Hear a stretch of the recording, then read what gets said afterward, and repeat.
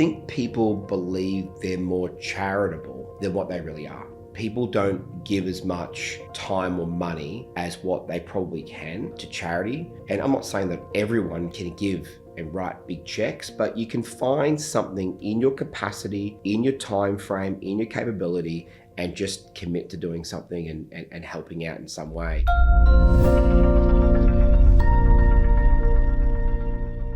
So the idea for the charity came years ago. I've always wanted to be more involved in charity. I came from a place where we were receiving charity as family growing up. We'd rely on others and people. And so I knew that I wanted to, at some point, be able to repay kindness, I suppose. And there's a few moments along the way where I knew I wanted to be more involved in charity. But there was one particular moment I was in Sri Lanka with my wife. We were actually on our honeymoon. At the time, I was working with a charity that had built an orphanage in Sri Lanka, and we were out there visiting the orphanage as part of our kind of honeymoon. That was probably the first time I actually gone and seen something like that, seen a country like that, but seen the charity that I was a part of. I'd seen poverty before on the streets, but I just hadn't experienced that. And then when I went there and I saw the real impact that our work and money had made on that charity that we were volunteering for, that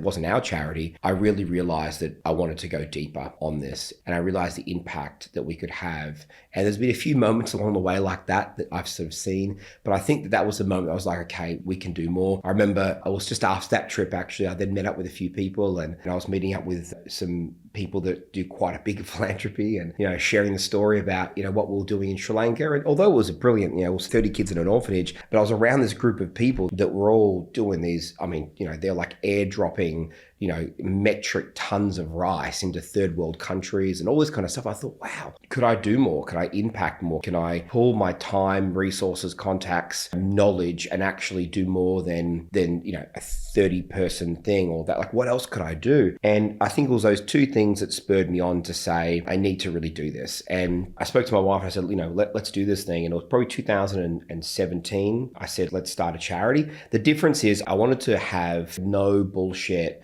kind of approach to it. What I mean by that is there's so much, what money goes to the charity, what money's on expenses, what's this. So I was like, what's the best way we can set this up so that I can pay for everything and then every dollar that's donated, it goes where it's supposed to go. And so we found a way to set it up in a kind of a trust, an ancillary trust, and to get audits and everything so that it's set up in a way that every single dollar that's donated has to go to the cause and it's audited. So I love that. I'm like, okay, this is transparent as they come. Let's go do that. So we set it up. We said, let's go, let's set it up. And I think the other thing that's important is there's so many other charities out there that I wanted to set up a charity where we could help raise money, raise awareness, and then give that to a charity to help, right? As opposed to go start another charity that already exists and spend all the money to do that, and then have less money to go where it's supposed to. We set up a charity in a way that we effectively can choose whatever cause we want to. We can raise money for it, and then we can spend time and focus on those different causes. And over the years, we've been fortunate enough to raise, well over $1 million directly and indirectly, tens of millions through awareness of what we've done. And we've helped so many charities along the way.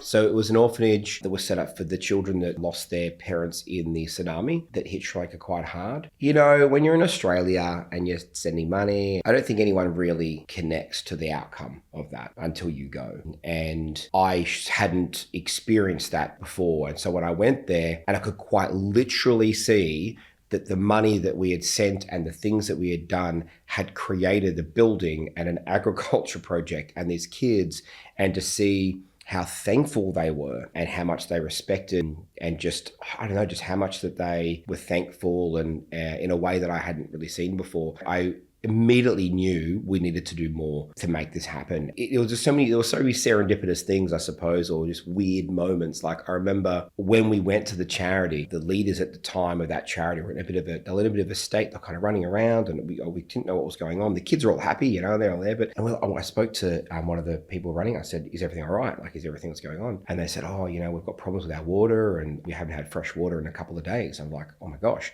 I had a bottle of water in my hand, right?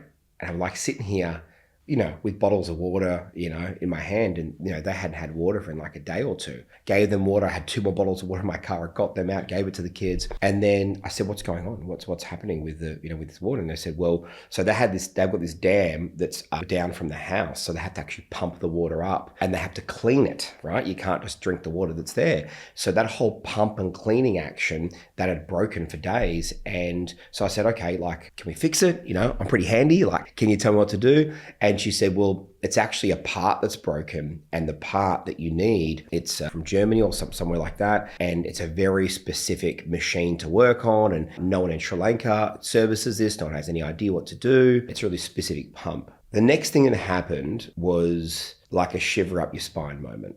Standing next to me was my driver that had driven us all around Sri Lanka. He turns to us and he says, what type of pump is it? She says, what type of pump it is? He says, that's interesting. He said, I actually spent a few years working on that exact pump for that company, and I can fix it pretty easily. He went down and he literally fixed this thing in minutes. One guy in the whole country with me that knew that pump, had worked for that company, repaired it for 3 years, was right there to fix a pump so these kids could drink clean water again. And I thought, whatever you believe in, whatever faith, spiritual, I thought, like, that's just incredible. What a divine intervention of some sort that happened here. He fixes this thing. We're all in disbelief. We're all like everyone's crying, water's flowing, kids are having fun. That trip was a big one for me because I realized how much people of privilege, and I don't mean super wealthy people. I mean anybody that has built privilege in their life in any way, anyone that has a roof over their head, food in their stomach, bed to sleep in. I would argue that, there's some privilege in all of that. We have to find a way to give back, repay something. Being a part of that charity and seeing that house, seeing those kids, being in that moment where I watched a miracle happen before my eyes, then meeting those people that were doing so much more than me in charity. All of those things made me say, I need to do this. I need to create this. And so I knew it was time. I knew it was someone speaking to me to say, this is the thing you need to do. And I don't think I'm going to cure the world's diseases in the charity that we have, but if I can just help along the way, then I think I've got an obligation to do so. As my success has grown, I suppose I've had more of a platform to try and talk more about charities, raise more for charities, and even donate more for charities. Half the money that we donate to a charity comes from us raising money within our community, and the other half is donated by my wife and I, and we cover the costs. And I think that this is something that I feel is a great opportunity to try and focus on different causes and try and have a little bit of an impact along the way. So I made a bit of a commitment because of my platform that whenever we would do certain events, I would speak about the charity. I mean, I have it available all the time, but I would kind of, promote it, talk about it, and try and get some donations. And a lot of the time I give my book away, I'll give some things away just to try and get some donations. And so when we run our multi-day flagship event called Empire Mastery in our education business, I always talk about the Aaron Sansoni Foundation, the charity. We try to raise money, and sometimes we raise a couple of thousand, sometimes more. We always match it dollar for dollar as well. We do a couple of things. We do some other charity drives throughout the time. We have an awards night. We do some charity raising. There's one event that I teach with some of my most elite students called the Empire Circle in our education brand. We're talking about wealth, right? How you can make money, create money. And then I really think a big part of achieving wealth is what you do with it. And so instead of talking about charity, we do it. We'll spend a couple of hours and we'll all get on the phone, speak to our networks, actually try and raise as much money as possible in the 2 hours. Literally not IOUs, like cash in the bank account, donated there and then as part of our immersion. And it's just such a brilliant thing. The energy is amazing. And every year we try and do this and we raise for different charities. And, the last one that we did, I think we're very blessed to, plus the money that we'd raised during the year, plus what we raised when we were there, plus my wife and I, we obviously put money in as well. We ended up raising $274,494.44 in that 2 hours that we did that. And we were working with UNICEF that year. And to give that context, we were actually able to create 30 million litres of drinking water, 20 temporary schools, 20 temporary health centres, 10 portable toilets, 200,000 emergency food rations, and 1.5 million vaccines for UNICEF that have been working right across the world, from the wars that we see on the news to the wars we don't even hear and know about that are happening. And UNICEF, we've worked with them for a couple of years now, and I think over $500,000 in the last 2 years. They're one of the very few charities that can get in when there's war and look after and help those kids that are affected, because it doesn't matter what side of the war you're on, who you believe in, there's innocent kids right in the middle of the whole thing. We've been really privileged to be able to do that. So it's a pretty cool thing. I've got some great influence over here with our business community and teach them about business and life. To take a bit of time to pause and go raise money for the foundation is something that we really love to do. And it's a very big moment. It's a very big memory. It's very emotional for everybody that's involved. The next day or two after it, we quite literally hand over the check to whatever charity we're working with. So it's been UNICEF over the years. We transfer that money. It gets to work right away. It's always been a privilege to take some of my influence in that community, rally them to give a shit, I suppose, and say, okay, let's do something, and actually get a real result, which last year was $250,000 in 2 hours. I love what we get to do, and I love the impact that has, and on people we'll never see, we'll never see. But I'm sure that the drinking water, the temporary structures, the vaccines, the rations, I'm positive that they're going to save lives. Those images of where that money's gone and seeing that directly, that's probably the closest thing for a lot of them they'll get to my experience in Sri Lanka when I was literally there and seeing that money go to work. Success without giving, is that really success? I think you have to find a way, even if it's small. Even if you're giving a couple of dollars to the people of the charity booth in the middle of the shopping centre, or if you don't have any money, you give them some time, Give them some time. You're volunteering at charity. If everyone just found a way to spend even 1% of their life, 1% of their year, doing something charitable outside of your circle, your family, your friends, what kind of world could we be in? When I was 18, I had a teacher in school that mentioned that he used to volunteer a bit for these things called a soup van. I didn't know what that was. And so when I turned 18, the year after high school, I said to him, I really want to, I want to go check this thing out. And I ended up doing it. And so when I was 18 in St Kilda here in Melbourne, they would have these teams every night. There was a company called Tasty Trucks, and Tasty Trucks would travel around to all the business parks, the, kind of the industrial states, and they'd sell all of the lunches to all the workers. And then whatever was left over, Tasty Trucks would go and donate to this charity. And then this charity would get all these baskets of food and literally go drive around Melbourne, and they'll know the spots. So where are the homeless people living? Like, we'll go spot to spot to spot, and they'll have these kind of spots they'll go to where the others know, like a pickup zone. I remember just the eye opener. There was one time I remember, there was one specific thing I remember.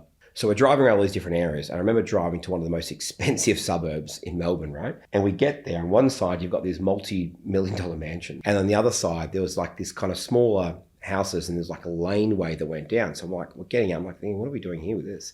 And we walk down, and then lo and behold, there's these little, like tiny, literally one room, not even one bedroom, one room with a little toilet and a tiny shower in it. And these were some of the sort of estate accommodation that they had for people that were, living it tough and rough. And I remember just, open the door, and there's just people that were there that just absolutely had nothing. They had no one, and just giving them, these meals. And just look in this juxtaposition between this massive mansion and this house literally across the road.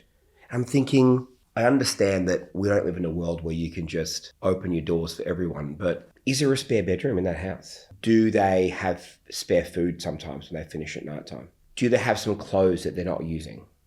Because just across the road was 5 inconspicuous little kind of units you couldn't even see, lived people that had absolutely nothing. Now, I didn't grow up with anything, not like that. Even for me, it made me realize actually, maybe I had something, but I definitely didn't grow up with money, like what was across the other side of the road. And I think that for me, when I saw that, I realized that there's more that can be done in the world. And I had a deeper obligation to try and do my bit. And that was definitely it, because I hadn't experienced, so I was 18. I had obviously come from challenging circumstances like that, but I had never seen that before. And so for me, that definitely sparked my idea that I need to do something, you know. And I remember traveling, when I traveled the world. I mean, there was this one Christmas, I was living in London. I wasn't going to make it home. My sister was away and she lived in London. I think it was early days when I got there. I didn't really know anyone. So I quite literally didn't have anybody. And I was in London at Christmas, and I would have only been 21, so it's 2 or 3 years after this. I remember looking up charities, what's in the area, and I found a charity that was open in Christmas, and it was, you know, a place that was set where you can come get food from, and you could just basically just chat to people that wanted to have a chat. So I spent Christmas when I was 21 in central London, and they had these office buildings that weren't being leased, that the landlords actually let them use it for this, which is really cool. So it was really interesting walking into these like premium offices, these floors, and having huge amounts of homeless people that were allowed to stay there for like a week, and having the food there, and literally sitting on the floor eating Christmas lunch. And I actually ended up going there Christmas Eve, Christmas Day, and Boxing Day, 3 days, and spending, like, sitting on the floor of a vacant office building with some people that were homeless, eating, you know, the meal with them, and just talking about life, and, you know, without judgment, without context, but just being a human. I can't remember every Christmas I've had, you know, 20 years since that time, but I can remember that Christmas. So Elena, my wife, she's a migrant. So she came over when she was 2 years old from Macedonia. And I like to say quite a typical story. You know, family comes over with no money and dreams. And that's what happened for her. Her parents came over. They worked their butts off to kind of build their life and, you know, get jobs. And I think that she understood what it was like to, when they first came here, to live in one bedroom of her uncle's house with her sister, and her mum and dad on mattresses on the floor, and knew what it was like to literally have to start again.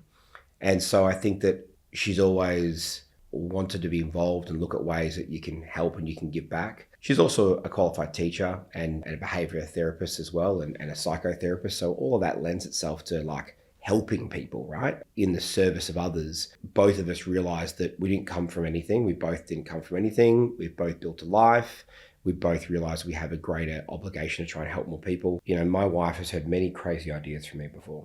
I remember, not only did I say we should start a charity, but I said that in our first year, in 2018, which is our first year of the charity, I also called up and spoke to the founder of Oz Harvest, Ronnie Khan, and I said to her, we want to donate money, we want to raise money, we want to feed as many people as possible, because we didn't realise the statistics of children under 10 in Australia that live in technical food poverty is astronomical.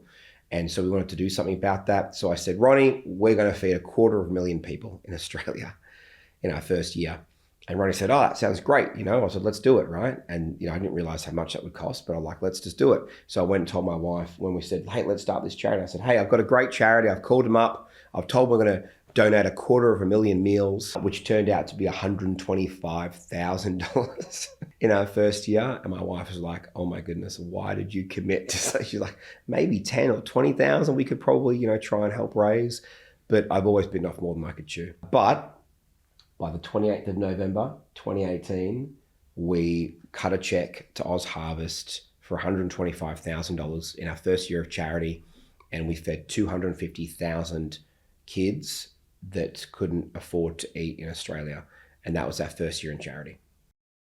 Over the years, we've worked with lots of different parties, lots of different partners, and we work with the Starlight Foundation. So they grant wishes for kids that are quite sick. One year we were able to help 857 kids that are seriously ill to just have a better quality life. You know, going down to the hospital and seeing that was a big thing for us. It spurred us on in a following year to start saying, well, how else can we help around, you know, hospital and things that we can do? And so then we ended up having a conversation with the Monash Foundation, and we worked with them for a couple of years, and they just had built a pediatric emergency ward for kids out in the southeast Melbourne, where I grew up, a little bit further away, but still southeast Melbourne.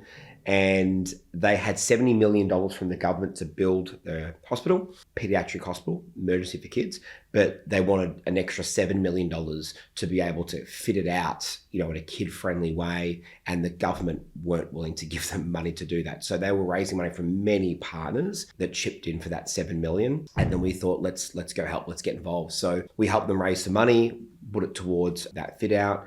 And then they called me once and we're talking about what we can do.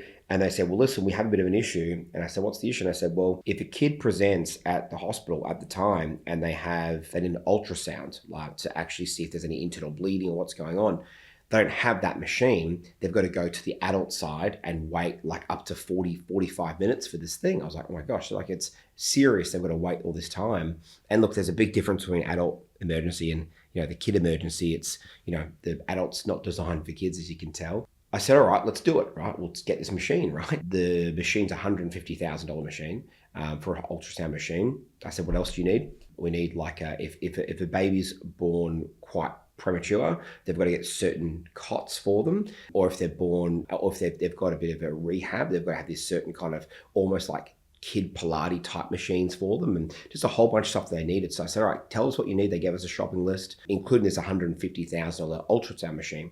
And then we thought, let's go raise money. And so we did. We went and raised money to help them. In that year, we were able to raise, it was close to $200,000. We were able to help buy the machine, get all the stuff that they needed. There was a couple of moments there, a few months after we'd raised money for it. There was a moment in one of the events where I was talking about the charity and talking about this machine, and a woman stood up and she said, I've got to say this. I said, what are you going to say? And she said, you're not going to believe it. I was there 2 months ago, and she's like, I used that exact machine. My son had gone there and he's in emergency, and if they didn't have it, things could have been worse. And she's like, it could have been life-threatening, and this machine saved my kid. I was like, and everyone was like, oh my gosh, like this is so amazing. And then about a year later, my son had a stomach problem, and we were worried about what's going on because he's not a complainer and he's complaining about his stomach. So like, okay, if he's complaining there's something wrong. And so we kind of rushed him to the hospital. We're there, and the doctor's using the ultrasound machine that we bought them.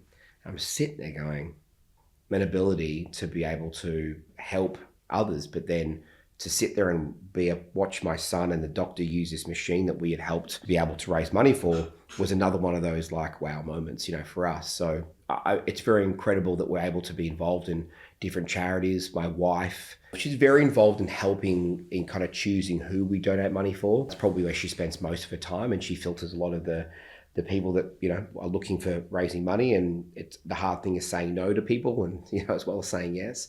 And so that's where she gets a lot more involved. And then we've got some big events she'll come and she'll be a part of that too. And then my job is throughout the year, whenever I get a chance, I talk about the foundation, I talk about how people can donate, what they can do. But, choosing the right charities for the right reason that put the money where it's supposed to go and don't waste it on crap that, some charities waste it on. When you look at, you're like, why are you spending that much money on that? Why are you spending that much money on that? So we're very big on the due diligence of getting the right charities. So my wife's massive at that part of it. So she helps steer us in the right direction of the places that she thinks will benefit the most from the money. I think there's lots of cohorts that are vulnerable in the world, but I think that I think you could argue that children are the most. I mean, they're still forming their beliefs and thoughts of the world. So much of their life is predetermined by where they're born, who they're born into. The things that aren't fair in life are exactly those things. There's no equality when it comes to that. It's a bit of a roulette, right? A bit of a throw the dice. So we've helped kids all over the world. We've helped build orphanage in Vietnam, in Thailand. We've done so many things around the world, plus here in Australia. I think if we can, maybe it's because I like to help people have a better life. I think if the earlier, I suppose, you can help somebody, maybe it turns out that they'll be better off. I definitely think that that's a big part. And then having kids, I think, having kids now, having 11 and 8-year-old, you do look at kids and think, okay, our kids have a brilliant life.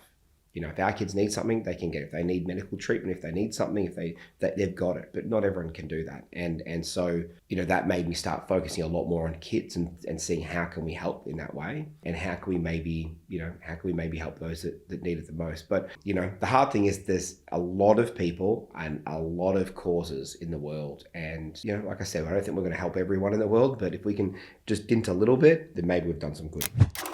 So starting a charity is much of a nightmare compared to starting a business. Like, business is easy. You can just register your business and you get up and running. Our charity took about 8 months to be able to register and get going, to get the DGR status that we wanted, to set up the way that we wanted to do it. So it took a lot longer to be able to set it up.